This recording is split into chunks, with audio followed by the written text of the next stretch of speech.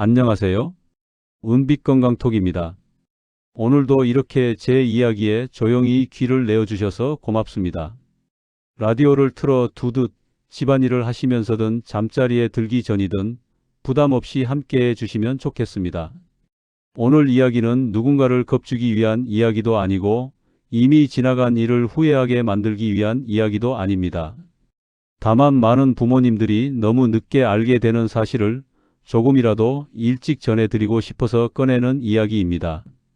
혹시 지금도 가족에게 돈을 보낼 때 아무 생각 없이 송금 버튼을 누르고 계신가요? 메모란은 비워둔 채로 혹은 습관처럼 용돈, 생활비 정도만 적어서 보내고 계신 분들도 많으실 겁니다. 사실 이 아주 사소해 보이는 행동 하나 때문에 훗날 전혀 예상하지 못했던 세금 문제로 마음고생을 하는 분들을 저는 정말 많이 봐왔습니다. 지금 당장은 아무 연락도 없고 아무 문제도 없는 것처럼 보이지만 세금 문제는 늘 조용히 쌓이다가 한 번의 모습을 드러납니다. 우리는 보통 이렇게 생각합니다. 내가 피땀 흘려번 돈이고 내 자식에게 보내는 돈인데 무슨 문제가 되겠느냐고 말입니다. 자식이 힘들다니 도와주는 것이고 부모로서 당연한 역할이라고 여깁니다. 하지만 이 지점에서 부모의 마음과 국가의 기준은 완전히 다른 방향을 바라봅니다. 우리가 믿어온 이 상식, 즉 가족 간 돈 거래는 문제없다는 생각은 현실에서는 절반만 맞는 이야기일 뿐입니다. 선의로 보낸 돈이 기록 하나 때문에 전혀 다른 의미로 해석되는 경우가 실제로 존재합니다. 그래서 오늘은 이 이야기를 꺼내려 합니다. 가족에게 돈을 보낼 때 단 세 글자 때문에 오해를 받기도 하고 반대로 그 세 글자 덕분에 아무 일 없이 지나가기도 하는 현실적인 이야기입니다. 오늘의 주제는 조금 자극적으로 들릴 수도 있겠습니다. 속보 가족한테 돈 보낼 때 3글자만 적으면 국세청 세무조사 100% 면제됩니다. 라는 말, 과연 어디까지가 사실이고 어디부터가 오해인지 차분히 풀어보겠습니다. 이 이야기를 끝까지 들어주신다면 괜히 겁먹고 돈 거래를 끊어야 할 필요도 없고 이미 지나간 송금 내역 때문에 밤잠을 설치실 이유도 없다는 것을 알게 되실 겁니다. 앞으로 자녀를 돕더라도 어디까지가 안전한 선인지 어떤 순간부터는 반드시 기록을 남겨야 하는지 스스로 기준을 세우실 수 있게 될 겁니다. 부모의 선의가 문제로 변하지 않도록 미리 알아두면 좋을 이야기입니다. 본격적으로 이야기를 시작하기 전에 한 가지만 부탁드리겠습니다. 이 채널이 처음이시라면 구독 버튼 한 번만 눌러주시고 이미 함께하고 계신 분이라면 좋아요로 조용히 응원해 주세요. 이 작은 행동 하나가 병원이나 세무서에서는 자세히 알려주지 않는 노년을 위한 중요한 이야기들을 계속 전할 수 있는 힘이 됩니다.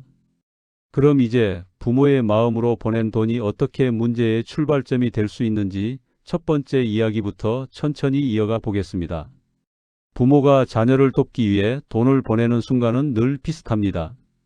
갑자기 전화가 오고 목소리가 조금 가라앉아 있고 이번 달만 조금 도와주실 수 있을까라는 말이 조심스럽게 따라옵니다.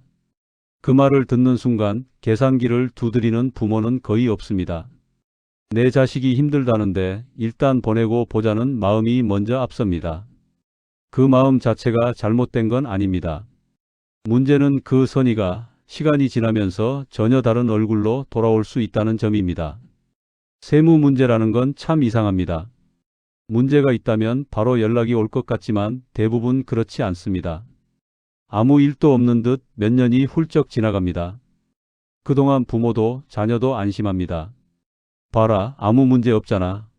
하지만 바로 그 시간이 가장 위험한 구간입니다.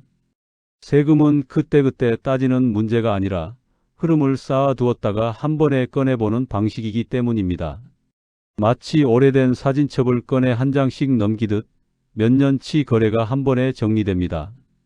국가는 생각보다 훨씬 많은 것을 연결해서 보고 있습니다.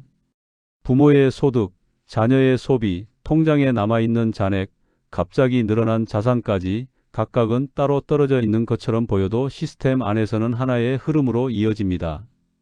부모가 언제 얼마를 보냈고 자녀 통장에 그 돈이 얼마나 남아 있었는지 또 그 돈이 어디로 흘러갔는지까지 연결됩니다. 우리는 각자 자기 통장만 본다고 생각하지만 국가는 그 사이를 잇는 선을 이미 그리고 있습니다. 특히 자녀의 재산이 눈에 띄게 늘어나는 순간 의심의 시선은 의외의 방향으로 움직입니다. 많은 분들이 자녀가 조사받겠지라고 생각하지만 실제로는 부모 쪽 거래부터 살펴보는 경우가 많습니다. 자녀의 소득만으로 설명되지 않는 돈이 보이면 그 출처를 따라 올라가다 보면 결국 부모 통장에 닿기 때문입니다. 이때 부모가 보낸 돈이 단순한 도움이었는지 아니면 법적으로 다른 성격의 돈이었는지가 문제가 됩니다. 부모 입장에서는 분명히 도와준 돈입니다. 갚으라고 한 적도 없고 대가를 바란 적도 없습니다. 하지만 법은 그렇게 보지 않습니다. 법에서 가장 중요하게 보는 것은 마음이 아니라 형태입니다. 무상으로 이전된 돈인지 빌려준 돈인지 생활비로 쓰인 돈인지 그 구분은 생각보다 아주 좁은 선 위에 있습니다. 그 선을 넘는 순간 도움은 증여라는 이름으로 바뀝니다. 많은 분들이 생활비는 괜찮다던데요 라고 말씀하십니다. 맞는 말이기도 하고 틀린 말이기도 합니다. 생활비라고 해서 무조건 안전한 것은 아닙니다. 자녀의 나이, 직업, 소득 수준에 따라 생활비로 인정되는 범위는 달라집니다. 이미 충분한 소득이 있는 자녀에게 정기적으로 큰 금액이 들어간다면 그 돈은 생활비로 보지 않을 가능성이 높아집니다. 부모는 여전히 생활비라 생각하지만 해석은 전혀 다른 방향으로 흘러갑니다. 또 하나 많은 분들이 놓치는 부분이 있습니다. 바로 돈이 남아있는 순간입니다. 부모가 보낸 돈이 바로 소비되고 사라졌다면 그나마 설명의 여지가 남습니다. 하지만 그 돈이 통장에 쌓이거나 투자로 이어지거나 부동산이나 금융자산의 일부가 되는 순간 성격은 달라집니다. 생활을 위해 쓴 돈이 아니라 자산을 만드는 데 쓰인 돈으로 해석될 수 있기 때문입니다. 이 차이를 부모와 자녀는 거의 의식하지 못한 채 지나갑니다. 그래서 어떤 분들은 이렇게 말합니다. 그럼 차라리 현금으로 줘야겠네요. 기록이 남지 않으면 괜찮을 거라 생각하기 때문입니다. 하지만 이 선택은 오히려 더 불리해질 수 있습니다. 요즘은 현금 거래 자체가 설명을 요구받는 시대입니다. 통장 기록이 없다는 사실이 안전을 의미하지는 않습니다. 오히려 왜 기록을 피했는지에 대한 질문이 따라붙을 수 있습니다. 숨기려 했다는 의심은 언제나 더 무겁게 작용합니다. 이 모든 이야기의 중심에는 결국 하나의 기준이 있습니다. 말이나 사정이 아니라 기록입니다. 부모가 어떤 의도로 보냈는지는 아무도 증명해 주지 않습니다. 통장 메모에 무엇이 적혀 있었는지, 계약서가 있었는지, 혹은 상환의 흔적이 남아있는지 이런 객관적인 자료만이 판단의 기준이 됩니다. 나중에 설명하겠다는 말은 거의 힘을 갖지 못합니다. 기록이 없는 선의는 너무 쉽게 오해로 바뀝니다. 이제부터는 조금 더 현실적인 이야기로 들어가 보겠습니다. 부모가 자녀를 돕지 말아야 한다는 이야기가 아닙니다. 오히려 어떻게 도와야 부모의 노후와 존엄을 함께 지킬 수 있는지에 대한 이야기입니다. 많은 부모님들이 자녀를 위해 모든 것을 내어주고도 정작 본인의 노후에서 불안해지는 모습을 저는 너무 자주 봐왔습니다. 그 출발점은 늘 비슷했습니다.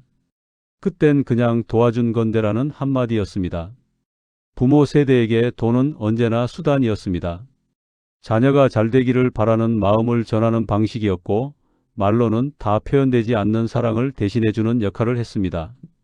그래서 우리는 돈에 의미를 붙이기보다 마음을 먼저 보냈다고 생각합니다. 하지만 문제는 세금이라는 세계에서는 그 마음이 거의 고려되지 않는다는 점입니다. 그곳에서는 오직 남아있는 흔적과 흐름만을 봅니다. 실제로 상담을 하다 보면 이런 말을 가장 많이 듣습니다. 그때는 정말 급해서 그냥 보냈어요. 설마 그게 문제가 될 줄은 몰랐죠. 이 말 속에는 거짓이 없습니다.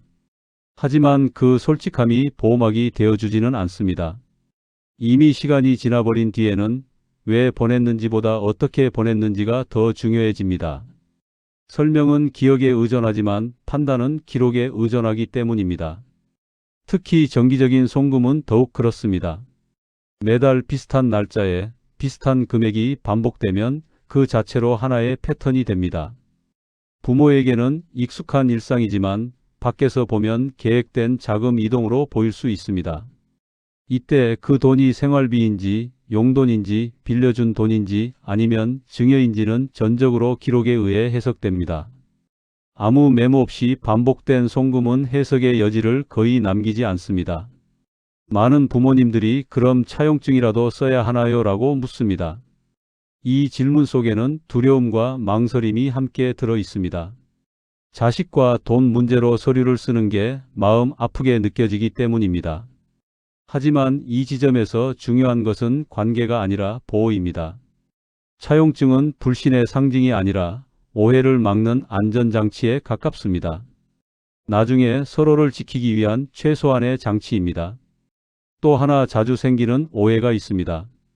부모 통장에서 자녀 통장으로 바로 가지 않고 중간에 다른 통장을 거치면 괜찮을 거라는 생각입니다. 하지만 이런 방식은 거의 의미가 없습니다. 돈의 흐름은 경로보다 출발과 도착을 봅니다. 어디를 거쳤는지는 중요하지 않습니다. 결국 부모 돈이 자녀 자산으로 이어졌는지가 핵심입니다.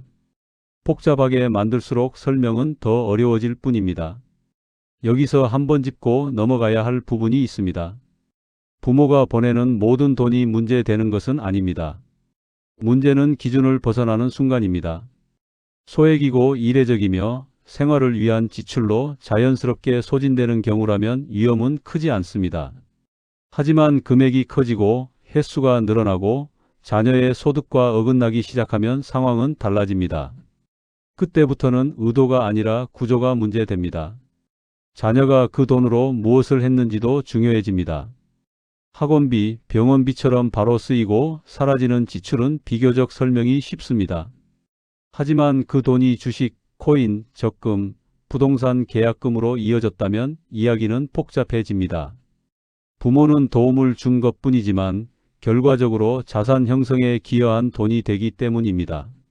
이 차이는 나중에 생각보다 크게 작용합니다. 그래서 많은 분들이 뒤늦게 후회합니다. 그때 한 줄만 적어둘걸? 통장 메모라도 남겨둘걸? 하지만 기록은 지나간 뒤에 만들 수 없습니다. 기억은 바뀌지만 통장은 남습니다. 국가는 기억보다 통장을 믿습니다. 이 냉정한 사실을 받아들이는 것이 이 이야기의 중요한 출발점입니다. 이제 조금씩 보이기 시작하실 겁니다. 문제가 되는 건 돈 자체가 아니라 준비 없이 흘러간 과정이라는 점을 말입니다. 부모가 자녀를 사랑하지 말라는 이야기가 아닙니다. 사랑을 지키는 방식이 달라져야 한다는 이야기입니다.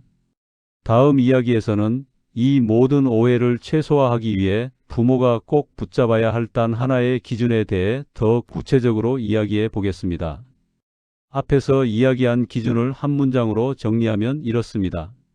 돈을 보냈다는 사실보다 그 돈이 어떤 성격이었는지가 남아 있어야 한다는 것입니다. 부모의 머릿속에는 분명한 이유가 있지만 그 이유가 밖으로 드러나지 않으면 아무 의미가 없습니다. 세금의 세계에서는 설명이 아니라 증거가 기준이 됩니다. 그래서 가장 먼저 챙겨야 할 것은 마음의 정당함이 아니라 기록의 명확함입니다. 많은 부모님들이 가장 어려워하는 부분이 바로 여기입니다. 자식과의 관계에 기록을 끼워 넣는 일이 어색하고 불편하기 때문입니다. 하지만 기록은 관계를 갈라놓기 위한 것이 아니라 관계를 오래 지키기 위한 장치에 가깝습니다. 아무 기록 없이 오간 돈은 시간이 지나면 누구에게도 도움이 되지 않습니다. 오히려 부모에게 부담으로 돌아오는 경우가 더 많습니다. 가장 흔한 오해 중 하나가 통장 메모에 아무 말이나 적어도 괜찮다는 생각입니다. 하지만 메모라는 생각보다 중요합니다. 단어 하나, 표현 하나가 나중에 전혀 다른 의미로 해석될 수 있습니다. 애매한 표현은 애매한 판단을 부릅니다.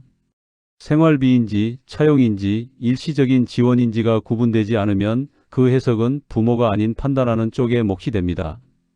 특히 조심해야 할 것은 반복되는 송금입니다. 같은 표현, 같은 금액, 같은 주기로 이어지는 송금은 하나의 구조로 보입니다. 부모에게는 습관이지만 밖에서는 계획으로 읽힙니다. 이때 기록이 없으면 그 구조는 부모에게 불리한 방향으로 해석될 가능성이 큽니다. 정기적일수록 금액이 클수록 설명은 더 단단해야 합니다. 부모가 자녀에게 돈을 빌려주는 경우도 마찬가지입니다. 말로만 나중에 천천히 갚아라라고 해두고 아무 기록도 남기지 않으면 그 말은 시간이 지나면서 증발합니다. 갚지 않아도 문제 삼지 않겠다는 뜻으로 해석될 수 있고 결국 무상 이전으로 분류될 위험이 커집니다. 간단한 메모나 약속의 흔적만 있어도 상황은 완전히 달라질 수 있습니다. 여기서 중요한 것은 완벽한 서류가 아닙니다. 대단한 계약서나 복잡한 절차를 말하는 것이 아닙니다. 최소한의 흐름이 남아 있어야 한다는 이야기입니다. 왜 보냈는지, 어떤 성격의 돈인지, 그리고 그 이후에 어떤 움직임이 있었는지 이 세 가지만 이어져 있으면 됩니다. 이 연결이 끊어질 때 문제가 시작됩니다. 또 한 가지, 부모 자신의 입장도 함께 생각해야 합니다. 자녀를 돕는 과정에서 부모의 자산이 지나치게 줄어들면 그 자체로 또 다른 문제가 됩니다. 나중에 노후 자금이 부족해졌을 때 그 원인이 자녀 지원으로 드러나면 그 과정까지 함께 들여다보게 됩니다. 자녀를 돕다가 부모 자신이 위험해지는 구조는 누구에게도 도움이 되지 않습니다. 그래서 이 이야기는 결국 부모를 위한 이야기입니다. 자녀를 덜 돕자는 이야기가 아닙니다. 다만 돕는 방식이 부모의 발목을 잡지 않도록 하자는 이야기입니다. 사랑은 순간의 감정이지만 노후는 긴 시간입니다. 순간의 선택이 오랜 시간의 부담이 되지 않도록 조금 더 생각하고 조금 더 남기는 것이 필요합니다. 이제 마지막으로 이 모든 이야기를 관통하는 하나의 방향을 정리해 보려 합니다. 결국 부모가 지켜야 할 것은 세금이 아니라 자신의 삶입니다. 다음 이야기에서는 왜 부모의 노후를 지키는 것이 자녀를 돕는 가장 큰 지원이 되는지 그 이유를 이어서 이야기해 보겠습니다. 이제 이야기를 조금 더 멀리서 바라볼 시간입니다. 부모가 자녀를 돕는다는 것은 단순히 돈을 보내는 행위가 아닙니다. 그것은 평생 이어져 온 책임감이자 마음의 표현이고 가족이라는 울타리를 지키려는 선택입니다. 하지만 그 선택이 부모 자신의 삶을 흔들어서는 안 됩니다. 자녀를 돕기 위해 보낸 돈이 훗날 부모의 노후를 불안하게 만든다면 그건 누구도 바라지 않았던 결과일 겁니다. 많은 부모님들이 이렇게 말씀하십니다. 내가 좀 불편하면 어떠냐, 자식만 잘 되면 됐지. 이 말에는 깊은 사랑이 담겨 있지만 동시에 아주 큰 위험도 함께 들어 있습니다. 부모가 흔들리면 자녀도 결국 흔들립니다. 부모의 노후가 불안해지는 순간 그 부담은 다시 자녀에게 돌아갈 수밖에 없습니다. 그래서 부모의 안정은 이기적인 선택이 아니라 가장 현실적인 가족 보호입니다. 돈을 보낼 때 한 번 더 생각하고 한 줄이라도 남기는 일은 자녀를 믿지 않아서가 아닙니다. 오히려 자녀를 보호하기 위한 행동입니다. 나중에 문제가 생겼을 때 부모가 도와준 것뿐이다라는 말 대신 이렇게 정리되어 있다라고 말할 수 있는 근거를 남겨주는 일입니다. 기록은 부모를 보호하고 자녀를 보호하고 가족 전체를 보호합니다. 오늘 이야기의 핵심은 단순합니다. 부모가 자녀를 돕지 말라는 이야기가 아닙니다. 어떻게 도와야 오해 없이, 부담 없이 오래 도울 수 있는지를 이야기한 것입니다. 선의는 언제나 아름답지만 준비되지 않은 선의는 오해를 부르기 쉽습니다. 반대로 조금만 준비된 선의는 아무도 다치지 않게 오래 남습니다. 앞으로 혹시 자녀에게 돈을 보내야 할 상황이 생기신다면 잠깐만 멈추어 생각해 보셨으면 합니다. 이 돈의 성격은 무엇인지, 나중에 누가 보더라도 설명할 수 있는지, 그리고 무엇보다 이 선택이 내 노후를 해치지는 않는지 말입니다. 이 세 가지만 스스로에게 물어보셔도 많은 위험을 피하실 수 있습니다. 이 채널 은빛건강톡은 앞으로도 이런 이야기를 계속 전하려 합니다. 병원에서는 잘 알려주지 않고 세무서에서는 자세히 설명해 주지 않는, 하지만 노년을 준비하는 데 꼭 필요한 이야기들 말입니다. 건강 이야기처럼 돈 이야기 역시 미리 알수록 덜 아프고 덜 흔들립니다. 조용하지만 꼭 필요한 정보들을 하나씩 함께 나누고 싶습니다. 오늘 이야기가 마음에 조금이라도 남으셨다면 구독 버튼 한번 눌러주시고 좋아요로 조용히 응원해주세요. 알림 설정까지 함께 해주시면 앞으로 새로운 이야기가 올라올 때마다 놓치지 않고 만나실 수 있습니다.